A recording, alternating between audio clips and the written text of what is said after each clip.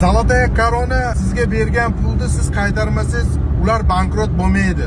Zolotaya korona nimaga hammaga pul beraveradi? Ular pulni qayerdan olishadi?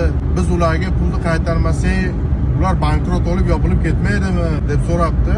Zolotaya korona sizga bergan pulni siz qaytarmasangiz, ular bankrot bo'lmaydi. Bank ishlash tizimi sizga qiziq bo'lsa, Telegram kanalimga o'ting, videosini tashlab qo'yaman.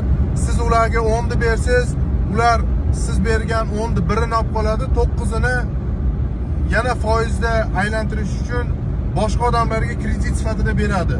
Sizga misol uchun yiliga 15% foiz to'lasa, odamlarga bitta misol uchun 3 oyga bergan puliga 25% qilib qaytarib oladi uni. Ya'ni sizga 15 ni berganda ham bu yoqda pulingizni 4-5 marta aylantirib, sizni pulingizni 200-300% qilib yuboradi. Buni bitta gap bilan tushuntirish qiyin. Avval aytganimdek Telegram kanaliga o'tsangiz, to'liqligicha aytib ko'rsatib beraman.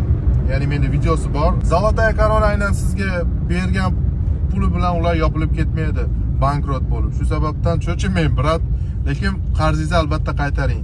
Aynan korona mavzusiga oid videolar Instagram profilimda turibdi va yopiq ma'lumotlar Telegram kanalimga o'tsanglar, o'sha yerda to'liqligicha aytilgan. Sizlar bilan Kamina akam tarim bo'ldi.